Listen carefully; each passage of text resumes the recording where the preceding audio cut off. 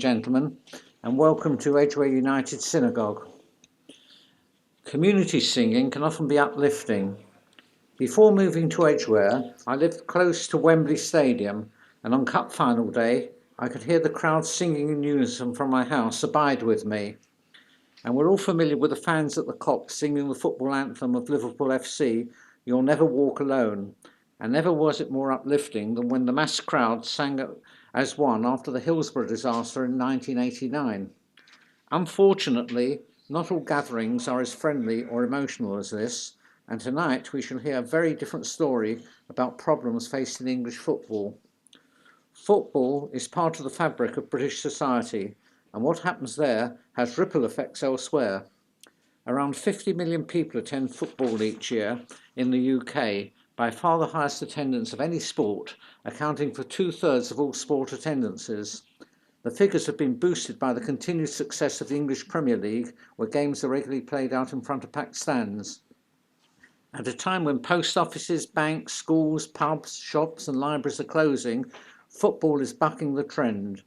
If you want to know just how important football is, you need to remember the oft-quoted remark of the late Bill Shankly, the Liverpool manager, "Some people think football is a matter of life and death. I assure you, it's much more serious than that."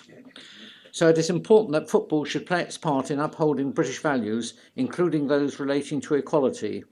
You will see that tonight's talk is entitled Tackling Racism and Anti-Semitism in Sport. This session may be taking place in a synagogue where we are only too aware of the growth of anti-Semitism, but to expand our horizons to include racism in whatever form it manifests itself in the wider community. It is most gratifying to have in our audience tonight people from outside our Jewish community. I want you to know that we as a Jewish community stand shoulder to shoulder with you in fighting racism wherever it is to be found, and that your fight is also our fight. The event tonight is timely.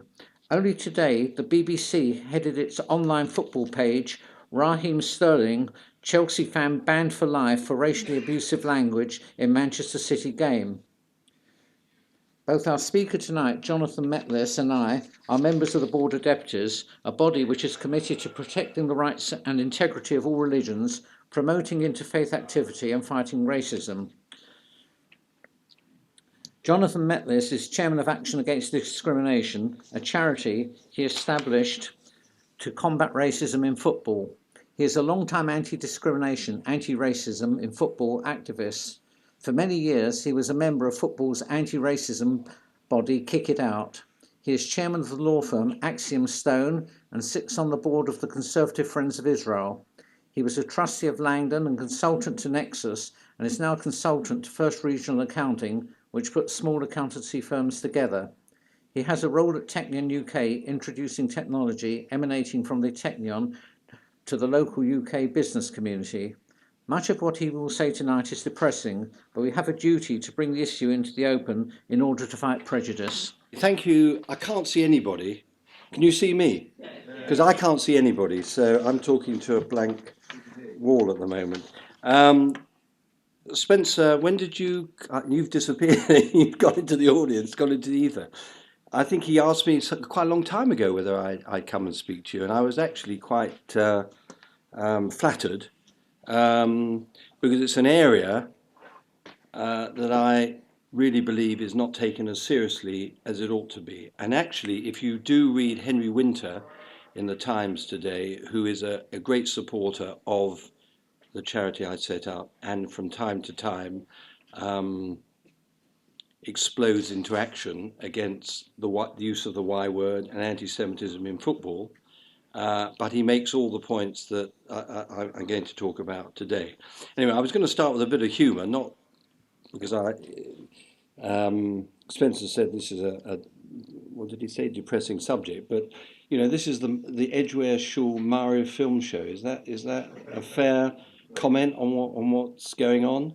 But you actually are not going to see Marianne and Leonard Cohen or whatever. You are going to see a number of slides that I've put together, which shows not only my involvement and my history in endeavouring to combat anti-Semitism in football, although my charity is established to combat racism in football, because we had to do that for all the objects.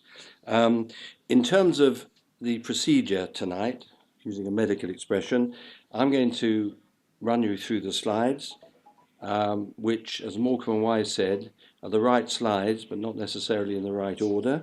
And if you remember that, with Andre Prévin. I think what we can do is perhaps have questions at the end rather than during the talk. And at the end, somebody somewhere will put the light on so I can see who actually I've been talking to. So, starting off, and I'm very atechnical. First of all, just a few answers to this. Teams supported, teams that you support. Can people sort of just say whom they support? I know we've got one West Ham Iron supporter. Chelsea supporters? Can't see. Arsenal, Tottenham? Tottenham. Any non-London club? Sheffield Wednesday, that's a good one. Yeah. Saw Chelsea lose to Sheffield Wednesday 2-0 in the FA Cup. Leeds United, oh, they're not so good. They're bad boys these days.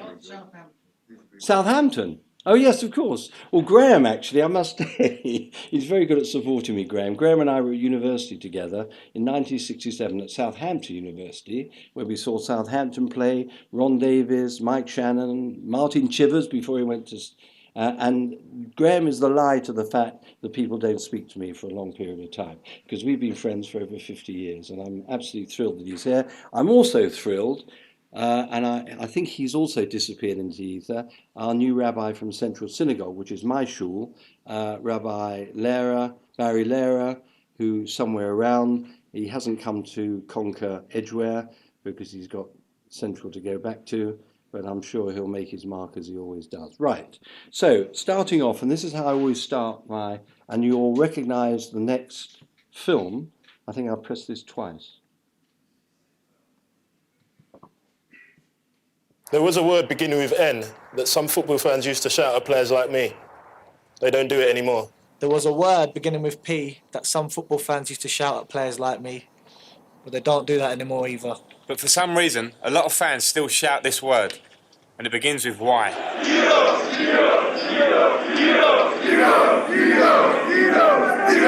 What they're chanting is a racist word for Jews, the Y word. The Y word is just as bad and just as offensive as the N word and the P word. But some of you might think, nah, they just mean Tottenham fans. That's what they call themselves. It's just a bit of a laugh. Is it? Well, what about these chants?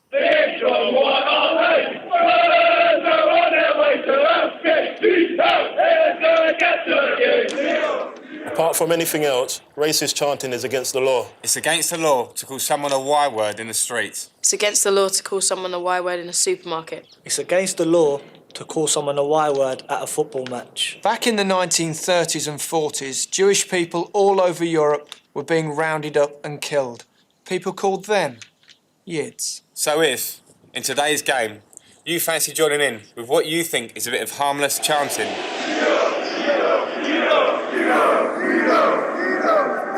think again. Think again. Think again. Right, now, no, that film was 2011. And actually, Spencer talked about depressing. I haven't seen that since the last talk I gave using this film a couple of years ago. And actually, not only am I depressed by what I hear, but I'm also depressed by the fact that all that still goes on. And that's the reality. And just as an example of that, and I am going through examples, you go, I don't go because although I'm not wearing a kippah at the moment because I'm on duty, although I was reprimanded by somebody from your congregation before for not wearing a kippah. I am Shomri Shabbat now, more or less, and I don't go to football on a Saturday. I certainly don't go to Chelsea away games, because at Chelsea away games, you see people that you saw in that film, and they still exist, and they still chant in exactly the same way. So what I thought I'd do, you've all got a list of the slides or the action points, which you probably can't read, see in the dark, but I thought I'd take you through my career, so to speak, in this area, how I got involved, why I got involved, and why it's been a particularly lonely fight. Because as of today, I'm not quite sure what progress has been made in eradicating that type of behaviour. And what we're talking about actually is not really football per se, it's anti-Semitism being given the chance to prosper in a particular field, which is the field of football. It doesn't happen in rugby, it doesn't happen in cricket, but for whatever reason, it happens in football. And not just at Premier League games, but it happens at the lower level, in schools football, in Jewish football, when young Jewish football teams play non-Jewish teams, it does happen, and that's a fact. So, moving on, that's the charity I set up, which I'm going to talk about a little bit later. That's the list of slides, which you've got, which I hope is easier to read in front of you than it is there. So here, this is when it started for me. 6th of March 1982, and Michael there said he was at the same game, Martin even, but I was close, it was an M. Neither of us should have been in the same game because it was a Shabbos afternoon, but we both don't go to those anymore. And this was Chelsea Spurs, 6th of March 1982. But this is an extract from the programme, and I'll read it. This was to have been a colourful commemorative front cover for today's game. However, due to the problems caused by a small lunatic fringe who persist in causing trouble for the club, we have been forced to alter the design in order to make the following statement. If you are here masquerading as a football supporter, but your sole purpose is to cause trouble, then you are not welcome.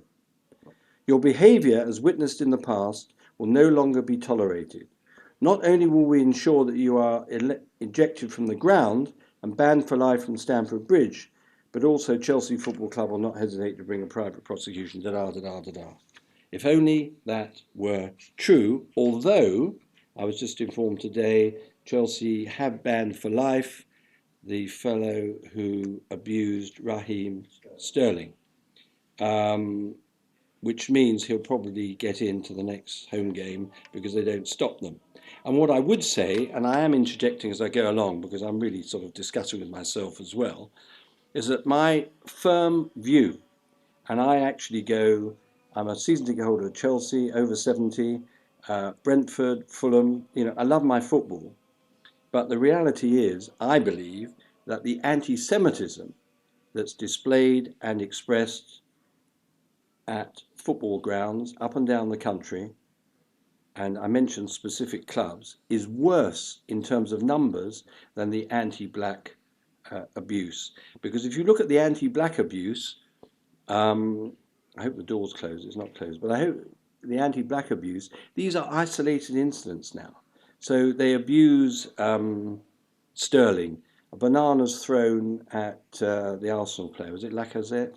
Oh no, the other guy. There was in Montenegro, but that's Montenegro. We're talking about the UK, which is supposedly a civilized country. So I witnessed, my first witnessing of anti-Semitic abuse was at that game. This was National Front, Combat 18, 1 for Adolf, 8 for Hitler, for H. And I attacked, little me, these guys who were chanting, making these anti-Semitic comments. I had a police escort out of the ground, and I vowed from that day on to do my utmost to eradicate this behaviour, not generally, but particularly in football. And now, as Spencer mentioned, I was elected, so they couldn't kick me off, to the Defence Committee of the Board of Deputies, where I sort of promote, cajole, and criticise. So, moving on, this was an article that I wrote. You can't read it now, but just to show you how active I've been. Andrew here, Andrew Sher, was the sports editor of the Jewish News. He's one of the trustees of my charity, of our charity, and he was very supportive in me profiling and promoting this issue, which at that stage had not been addressed by any organisation within the Jewish community. And it's arguable now whether it's taken seriously now, but I'll come on to that. But that was in April 2008, and I'm sure you'll all agree I look just as young now as I did then. So this is a film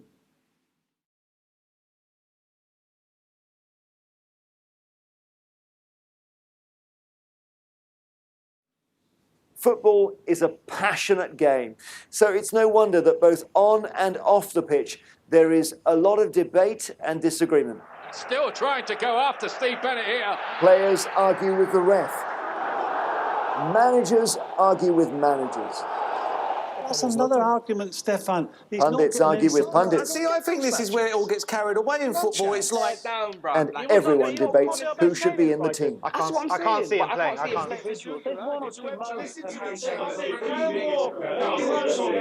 But there are some things that no one argues about. There's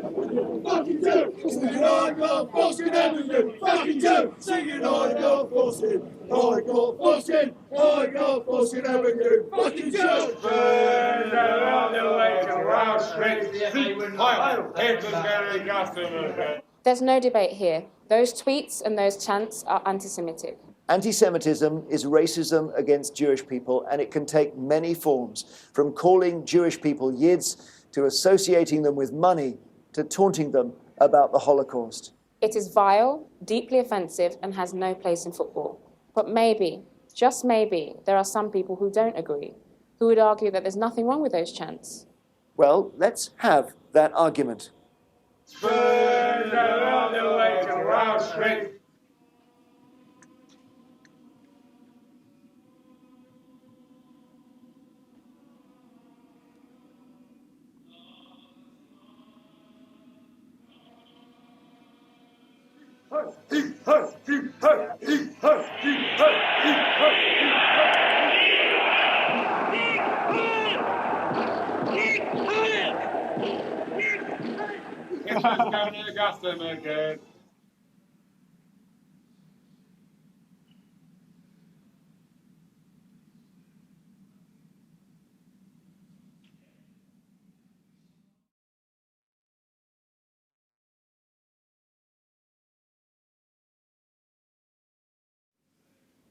No argument, no debate. Anti-Semitism is racism. And we won't tolerate it in football or in our communities. If you see it or hear it, report it.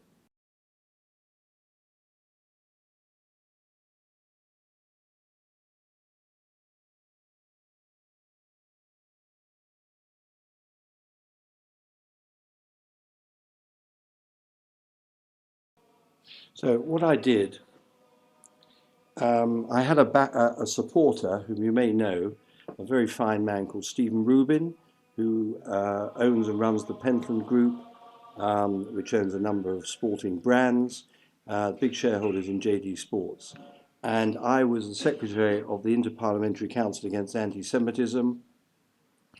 And he said, Jonathan, you've got to get involved in Kick It Out.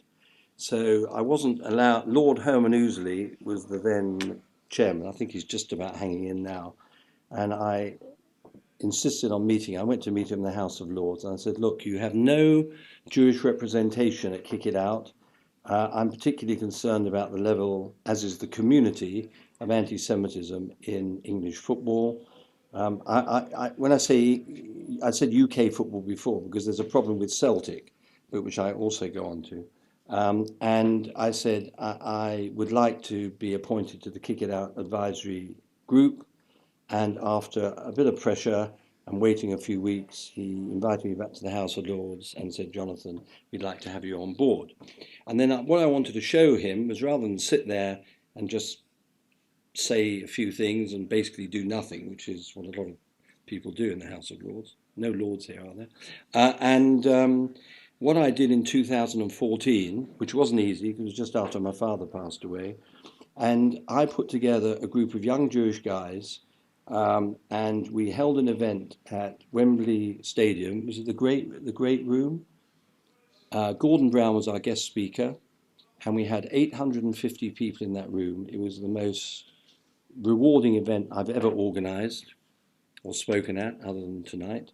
And we raised over £100,000 gross for Kick It Out. And even then, the chairman stood up, spoke about racism in football, and didn't mention anti-Semitism once. And my then partner, who some of you may remember, I think Graham remembers, Martha, who was Tony Blair's PA, she went up to Lord Ousley and gave him a real rollicking. I was going to use another word, but rollicking is good enough. And he came back onto the stage and he said, "Oh, ladies and gentlemen, brothers, I forgot to mention anti-Semitism," which gives you an idea of why I set up what was then called Support for Charity, and we changed its name for Action Against Discrimination. And I have worked with my fellow trustees, including Andrew. We've worked hard to bring the issue to everyone's notice, to engage with the Jewish community organisations who, quite frankly, have done and are still doing not as much, but had done very, very little, and to endeavour to bring pressure on Kick It Out and other organisations, the FA, the Premier League, to treat this seriously. And you're sitting here, you're all committed Jews, other than Graham, but he's honorary, and you know what, you can see what goes on, and this is the reality. Kick It Out, actually, if you look at their programme now, we had an impact there because Kick It Out now refer to anti-Semitism in their statistics and their racist discrimination. So that's the charity. Moving on, I wanted to talk about this, not because the board have been particularly special, but this was another impact. And I have the paper here. The board actually, the Defence Committee, to their credit, have acknowledged that this is a major issue. In terms of dealing with it, in the same way as they deal with Corbyn and his acolytes, I'm not quite sure that they're pushing it hard enough, but I'm pushing them to push it harder. And this is a paper that I helped prepare in February this year. And the definition of anti-Semitism in this, it says anti-Semitism can take a number of forms. Chanting, particularly on the terraces during live matches and outside grounds. Abuse directed at Jewish individuals, such as players, managers, referees and supporters, particularly supporters, of course, and online hate, particularly on social media. And I don't go into social media too much here, but if you look at some of the Chelsea fans' websites, the West Ham fans' websites, and other clubs, you will see overt anti-Semitic statements and comments, not dissimilar to what you see in relation to the Labour Party now. It's all although the football anti-Semitism tends to be right-wing, of course the Labour Party is left-wing. So I think the board are very much on side, but as with the board generally, they need actually to take specific action. So moving down, I think, here we go. What we've done as the charity, some of you may have been to this event. This was our sort of headline, anti-Semitism in football, how serious is it now? And that was at JW3, we had 350 people in the room. It does seem like yesterday, although it's a long time ago, and we had the then President of the Board of Deputies, Joe Jacobson, one of the few Jewish footballers who's spoken about anti-Semitism in football that he's encountered, Henry Winter, who is an ally, Anthony Clavane, who wrote the book, as you probably know, Does Your Rabbi Know You're Here? At the football. It's not to do with Rabbi Lehrer, that's just generally. I'm in the book, actually, interestingly enough. Roshin Wood, who got an OBE in the New Year's Honours, no more comment. She's the chief executive of Kick It Out. And Tony Bloom, who's a good guy, who is the owner of Brighton and Hove Albion, who said the only racism he ever heard at the Amex Stadium or the Goldstone Ground was the chant of Sieg Heil. But it wasn't Sieg Heil, it was seagulls. But that was his humour. So we've worked very hard on our events. This was an event we held last year, just before the World Cup, at the Hendon Hall Hotel. which was the venue of, or where the players stayed in 1966, which was the reason for holding it there. And we are very, very active in our publicity, which Andrew is very much indispensable, is the word. I hope he doesn't take that too seriously, but he is. But if there's an issue on anti-Semitism or racism generally, we'll ping out a press release the following day to all the relevant organisations. Not only does it give profile to the charity and for what we do, but it provides profile to the issue. So I was a friend of mine, somebody in PR actually, said, Jonathan, you ought to get involved with the government activities in fighting anti-Semitism. And I was invited and sit on the government's committee tackling racism and anti-Semitism in football. That's the good news. The bad news, I don't think after one meeting I've been to with Andrew, where I was probably the most vociferous guy in the room, either they've had no meetings or I haven't been invited to any of the subsequent meetings. But I think it's the former, that I haven't been invited. But in terms of this charity and in terms of the Jewish community having some representation in government circles, I always felt that I deserve a bit of a pat on the back for that, because we worked really hard to get there. And as I said, Andrew came along and we were quite vociferous and accurate in the facts that we portrayed. So I put this anti-Semitism there. I don't want to build it into a big subject. But of course, we are living in unfortunate times when it comes to anti-Semitism. And as I said, we had our meeting of the Defence Committee of the Board of Deputies last night. And the thing that upsets me the most about this whole anti-Semitic thing, and I must mention, I don't know if any of you remember something called the 43 Group, which was Fort Moseley after the Second World War. My late father was a very prominent member of that. And he didn't mess about. He didn't mess about with me either. But he was very active and quite aggressive in fighting anti-Semitism, and was quite happy to go in with his knuckle dusters. And we're in a situation here where anti-Semitism, for one reason or another, the word has become of common use, and that upsets me the most of all of this, because it's a word now in common parlance, and the more it's used, the less seriously people take it. That's my stance. You don't have to agree with me on that. But we are talking now about anti-Semitism in football in a world, in a time where anti-Semitism is growing. And just on that point, it's a factual point. I have a client, I have some colleagues here from Axiom Stone in the audience as well. We're very happy to hand out their business cards at the end. We have a client who is in the shipping business, and his major source of business now, sadly, is shipping the goods of New Orleans to Israel. So, Spencer talked about topical issue. So, Kick It Out report came out last week, 24th of July, and their headlines were discrimination in both, you can read this, discrimination in both professional and grassroots football rose significantly last season, with reports up by 32%, 422 up from 319 in the previous year. And this is another.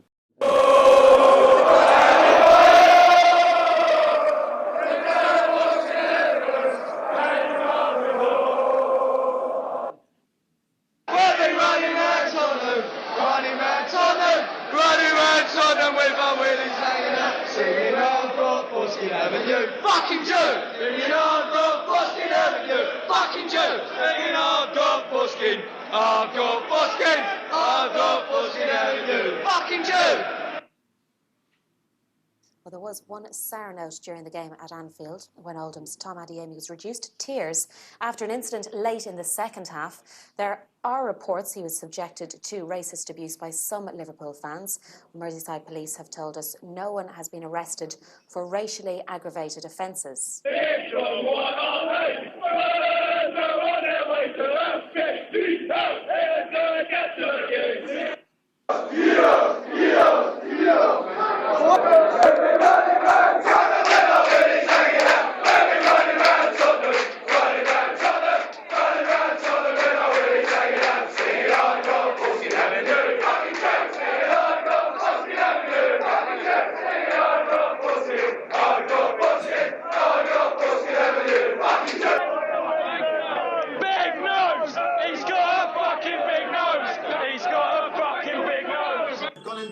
again. Bobby Zamora has gone from Fulham to Queen's Park Rangers. Get on with Campbell Toys! With Campbell Toys! We're having a party with Campbell Toys! We're having a party with Campbell Toys!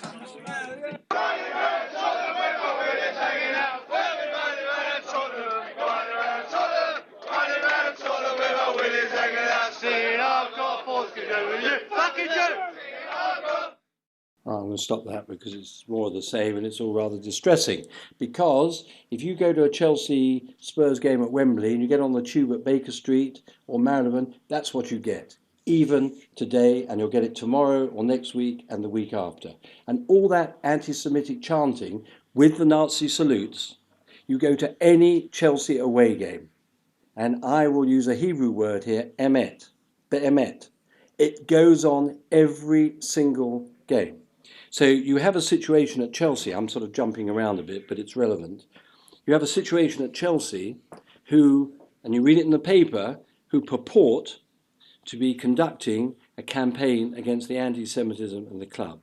Well, I don't actually think taking Eden Hazard, who actually signed an anti-Israel protest petition to Auschwitz, or playing Boston Red Sox, it's not Red Sox, they're a baseball team, but the Boston, whatever they're called, the New England Raiders, I think it was, to raise money, is fighting anti-Semitism. And in my view, and I've told Chelsea and I've told the World Jewish Congress, who weren't interested, that this is superficial and cosmetic and is not dealing with the issue. And it doesn't deal with the issue. Moving into this other fact, faith-based discrimination rose higher than any other, increasing by 75% from 33 to 63. And you could argue that that is also as a result of the economic racist climate in which we now live. And I can assure you, on a regular basis, through my CFI contacts and elsewhere, approached every single sports and culture minister. Does everybody know who the new culture minister is? Yeah, Nikki Morgan, yeah. So I haven't quite got to her, but everyone, and not one government official or minister has shown any interest in this. The only member of parliament who has shown any slight interest was a fellow called David Burrows, who was the Conservative member for Enfield and whatever's next to Enfield, whatever. Anyway, and he lost in the last election, Theresa May's election. Right, I've got Community Securitas were very helpful. See, the Community Security, the CST will not deal with this at its inception. They will just deal with any reports of anti-Semitism. So these are their figures. So 380, so it's sort of consistent, but consistently not good. 38 in 2017 and 43 in 2018. And I come on to some CST examples. Now, unfortunately, you can't read this. I actually have the original article. This is Henry Winter, wrote this article the day after our event in 2016, banning the Y word. And actually, even in today's Times, he says, as a sort of PS, but he says it, and Tottenham Hotspur fans really need to move on from the Y word. He makes the point. I'm a Chelsea supporter because my family had pubs in the West End, so it was Chelsea for football and Surrey for cricket. But my family are all Tottenham supporters because my late father-in-law was a furniture manufacturer and in Tottenham. And they're all Tottenham supporters. We have big family debates. In fact, we don't have family debates, we have rows over, as families do, over the Y word and the significance of it. I am absolutely 150% against the use of the Y word at any sporting or other occasion. 2, I was on the board of Tottenham Hotspur. I don't mention this. I was on the board of ENIC for 10 years. And I looked up, Daniel Levy was a client of mine, and I saw him the other week in a restaurant in the West End. We're in contact, but not great contact. And I said to you, you've got a wonderful new stadium, but the only problem is that you are uttering anti-Semitic expletives, which doesn't bring the club into a good light. And I'm going to read here, this is my Morecambe Wise, the right notes, but not necessarily in the right order, which was Grieg's Piano Concerto, Andrei Previn. The word Yid is a slang Jewish ethnonym of Yiddish origin. Whether pronounced Jid, rhyming with did, some have perceived it as pejorative and has been used as a derogatory epithet by anti-Semites along with and as an alternative to the English word Jew. Yid is used as a badge of pride by the supporters of Tottenham Hotspur. Such usage is controversial, and in 2013 has been addressed by the UK Society for Black Lawyers as well as the British Prime Minister, who I think at the time may have been David Cameron, but we know what he did. And so the term Yid has its origins in the Middle High German word Jude. The contemporary German word is Jude. From the German Jude, Jew and Jew is a truncated form of Yehuda. Anyway, that's just going back into the history. So I start from a basis that the word Yid is an abusive term for a Jew. And if we go back to the Y Word film at the beginning, you've got Ledley King saying, don't use the N word. You've got the Asian footballer who I can't remember who it was now, but he says don't use the P word. And there was another ethnic group said don't use another word. And in fact, to his credit, Frank Lampard, I didn't go to the Reading friendly game on Sunday afternoon. Actually, I was at the Board of Deputies. Maybe I should have gone to the Reading game. Anyway, I didn't mean to say that, but I said it. I think that the Chelsea supporters, not against Jews, but were using the word pikey, which is an abusive word towards West Ham supporters, and Frank Lampard was reported as saying, I don't want to hear this nonsense. But what have Chelsea done to date? Haven't condemned a thing, haven't said a word. So it's a gypsy, yeah, from sort of the East End, South End, or what have you. Now, interestingly, if I can find it, I can find it. I got a letter from Garth Crooks yesterday, who said, Dear Jonathan, you all know who Garth Crooks is.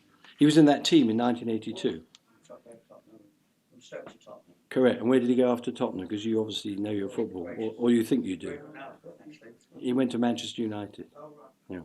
Anyway, dear Jonathan, thank you for this invitation, but sadly I'm unable to make this event. This is a real disappointment to me, as I would have been very keen to engage in this debate. There's not a debate yet.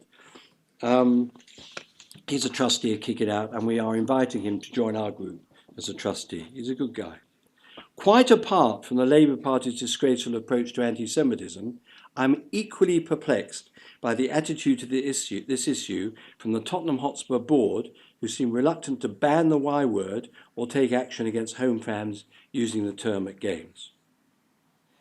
He carries on that point, the anti-Semitic language in grounds, I will be raising this matter later in the year with the club in my role as independent chair of the Premier League Equality Panel. Now, I'm very close, and he's a big supporter of ours, who wrote the article in the Mirror of John Cross, who's an Arsenal supporter, and he told me confidentially, which is why I'm telling you, that that Spurs had been considering making the new stadium a Y-word free zone, but they bottled it. Why do they bottle it? Because as my friend David Dean said to me once, morality and football don't get together. It's all about the money. For hakesef. So that's Garth Crooks, who is very supportive of the banning of the Y word. And I was going to, Andrew knows, but I was sort of talked out of it. Maybe I was a bit scared, I don't know. But I think it was a Shabbos, actually. It was the first league game at the new stadium, and we were going to demonstrate, saying banning the Y word. But we didn't chicken out. We will do it. I mean, it will happen. It's a question of timing. I've got to get the media behind and so on and so forth. So the CST have given me these examples of anti-Semitic incidents, recent ones, at football grounds. From 2017, anti-Semitic graffiti was found on the toilet doors of Vicarage Road during the Hornets' New Year's Day fixture against Spurs. It said, "Gas all the yids and cut the scummers' ears off." Image attached, I got that. This was reported via Kick It Out. Just on Watford, 2 years ago, when Watford beat Chelsea 4-1, my younger brother, he's old, shows you how old I am, we were sitting with the Chelsea supporters who were chanting, "Martin Chivers." I hope this doesn't offend the ladies in the audience, by the way, all this stuff, but it's reality. Martin Chivers was a Jew, he was circumcised, da-da-da-da-da-da-da. We immediately went to the stewards at Watford, who actually were quite good because they said, "You better go away because you're going to get beaten up." And I didn't fancy that in particular. But we had the seat numbers and the photographs. Question to you, what did the police do? What did Chelsea Football Club do? Absolutely correct. Nothing. And we had the seat numbers and the visual images of these guys. So that's why I keep going, because at some stage there'll be somebody in authority who will say, "We've got to put a stop to this." In December 2018, following a Chelsea game, 2 men were heard chanting on the Victoria line. Serves them right for being on the Victoria line. "We've got foreskins, we've got the usual foreskin stuff." But that goes on all the time. Every Chelsea away game it happens. Every Chelsea away game.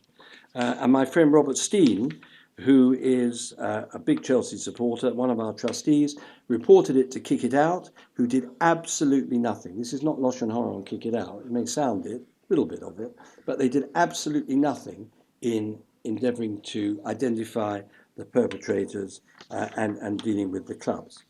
In April 2019, a group of West Ham fans, excluding Malcolm O'Brien, were filmed on the Metrolink. Not quite sure what that is. Travelling to a game against Manchester United.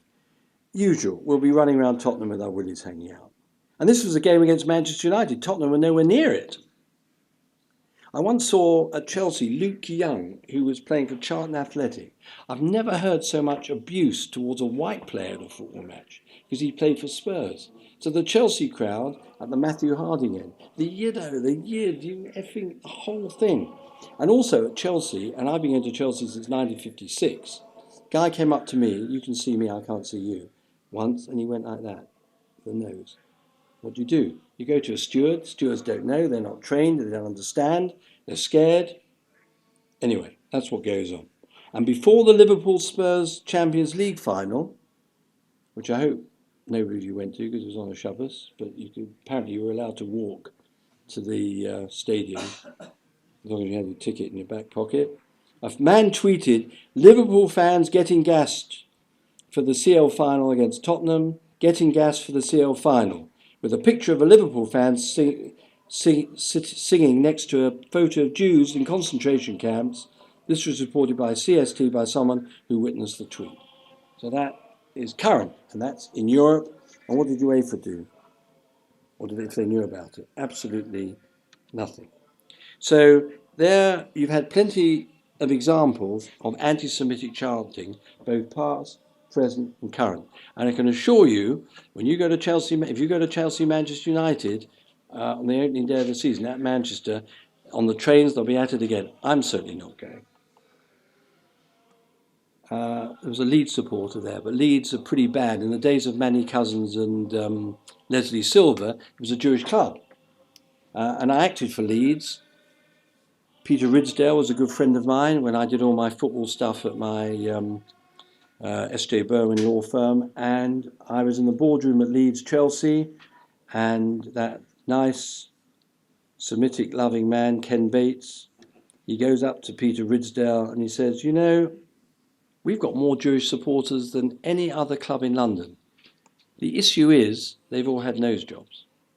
And that's what he said in front of all of us. And that was the guy who was running Chelsea. And that has a lot to do with how the Chelsea supporters behave now. Celtic is another issue, which I haven't brought up, which we all understand is the connection between anti-Semitism and criticism of the State of Israel, which we know is intertwined and is so.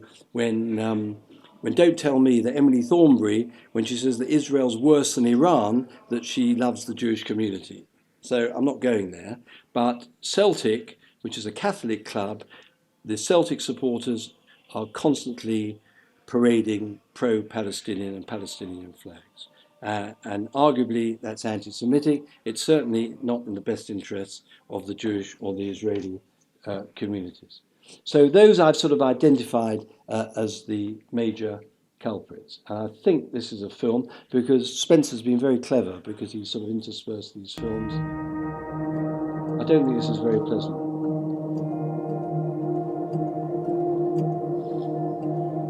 You're getting gassed in the morning!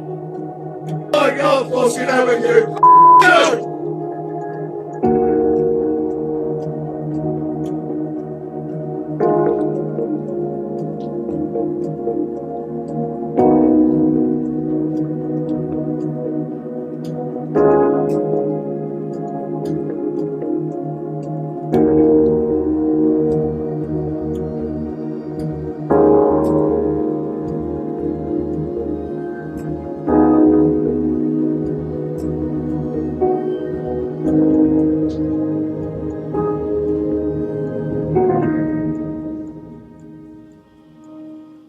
So that says that it is all very clear and all very current. Now, this is a particularly insidious movement, which is called Football Against Apartheid. And if you go to Arsenal, you see these guys parading their wares outside Highbury Tube Station. I go to a lot of football because I like the sport actually, but these guys I have said my piece towards them, and you'll see you've got Israel, Palestine, and they brought this into the UK game. And as far as I'm aware, no action has been taken by any club in dealing with these people. But they are a growing movement, and it's basically anti-Israel flowing over into anti-Semitism. So I just put this together. This is where I come in as a lawyer. There is plenty of adequate legislation to deal with offenders. Public Order Acts, the first one was in 1936, which was introduced to combat Mosley and his supporters. The Football Offences Act, 1991, Section 3 of the Football Offences Act makes racial chanting a criminal offence, and the Crime and Disorder Act, 1998, is combating hooliganism and so on and so forth. The last two were introduced by the Labour government. So the statutory legislation is there to deal with the issue. Football authorities. Now, Henry Winter today couldn't have said it better. Ultimately, the power remains with the FA and the Premier League. In Europe, everyone seems to have given up on UEFA, whose response to racism involves a paltry fine and covering some seats with equal game banner, "You're not going to beat a bigot," with a flag and a hashtag. And I will add various signs and notices which says, "We will not tolerate racism."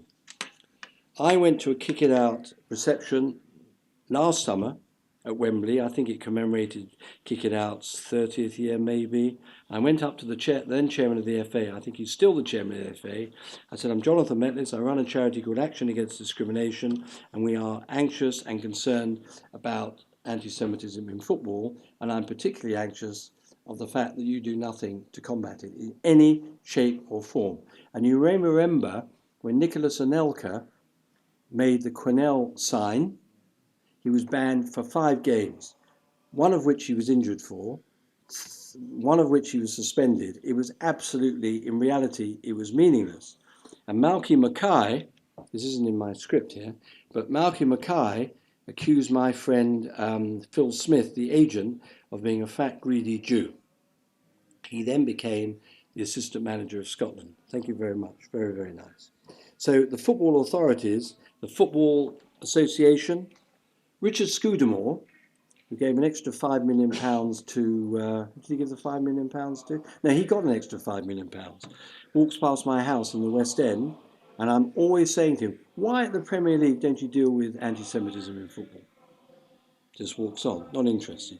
UEFA, you know what the fines are for being racist in Europe. Absolutely paltry, because it's all about the money and not upsetting the supporters. So, current initiatives. Football authorities can be damned. Current initiatives.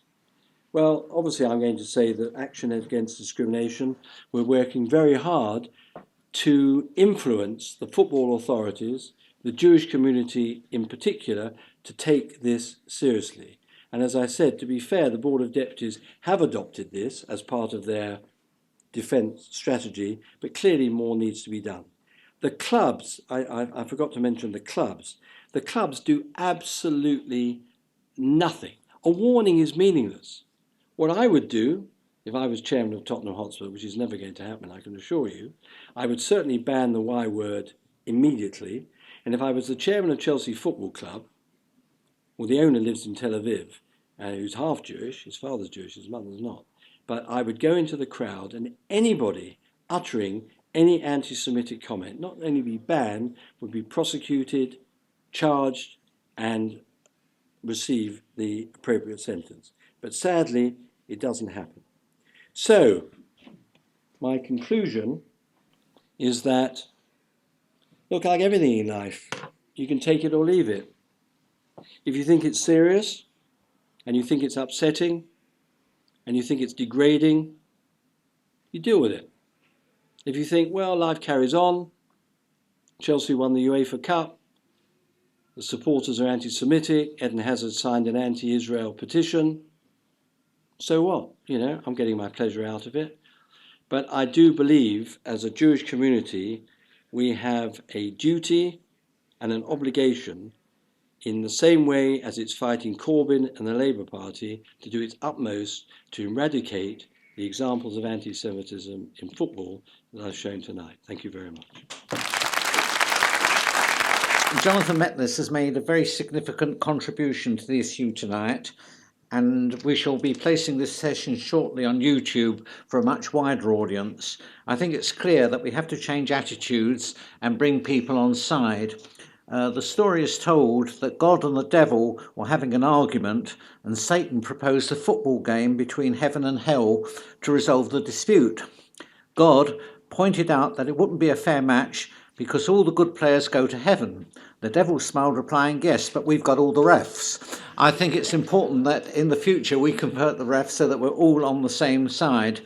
I started this evening by quoting community singing, "When you walk through a storm, hold your head up high and don't be afraid of the dark." Remember, we finish with, at the end of the storm is a golden sky and the sweet silver song of a lark. Let us hope that football improves in the future and that it's a safe environment for everyone. I'd like to thank Jonathan for a most successful evening and giving us all the information that we needed to know about discrimination in football. And here's a little thank you for you.